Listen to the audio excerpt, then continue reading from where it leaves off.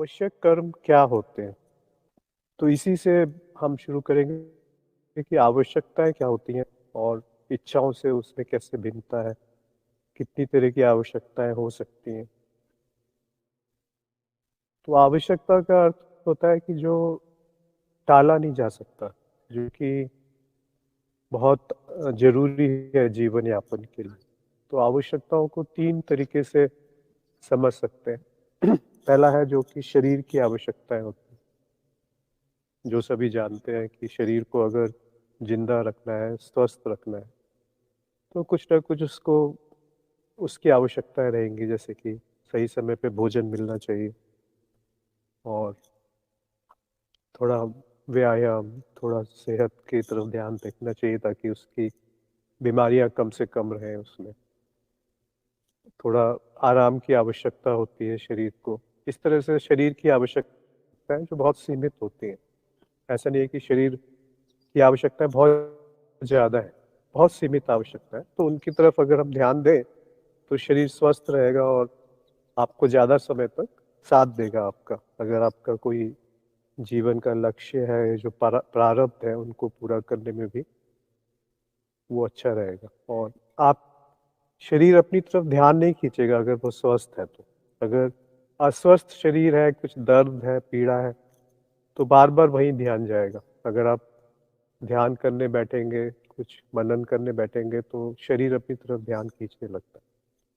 तो एक बार शरीर की आवश्यकताएँ पूरी हो जाएँ, उसके बाद शरीर आपको परेशान नहीं करेगा। तो इसलिए शरीर की आवश्यकताएँ पूरी करना आवश्यक है, ज़रूरी है।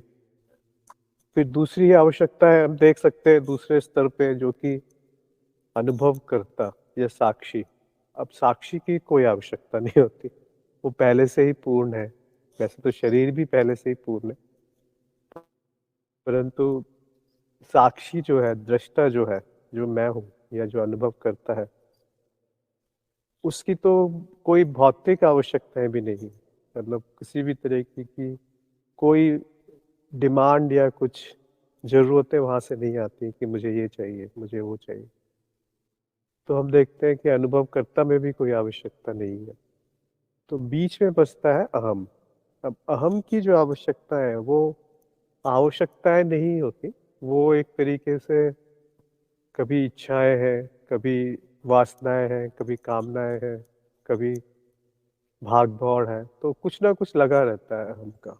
तो जो बीच का स्तर है अहम, उसकी आवश्यकताएँ पूरी करते-करते ज़िंदगी निकल जाती है और वो आवश्यकताएँ कभी खत्म ही नहीं होती और आवश्यकताओं को इच्छाओं को आवश्यकताओं का रूप दे दिया जाता है। ये ऐसा ही है कि वो ज़रूरी नहीं होती है, परंतु ऐसा लगता है, उसको इस तरीके से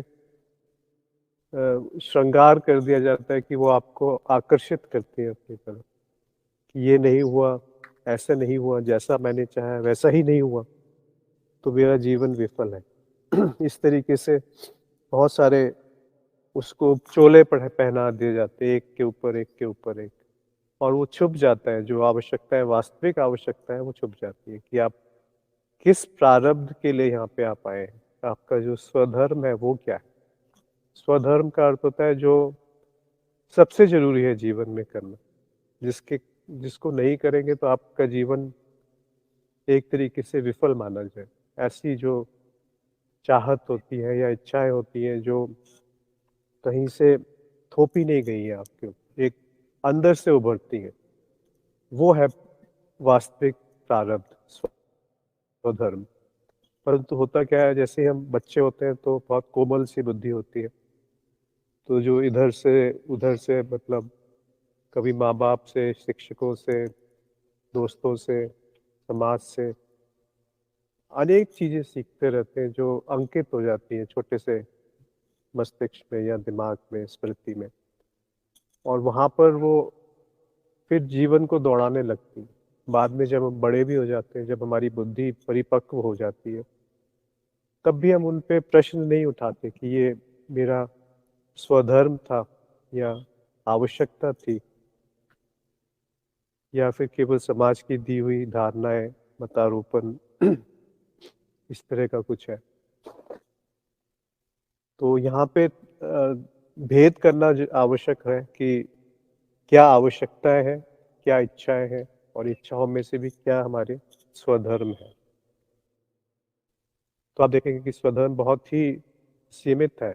ऐसा नहीं कि बहुत सारे कर्म करने होते हैं। एक होते हैं जो दैनिक कर्म है, नित्य कर्म है, वो तो होते ही रहेंगे।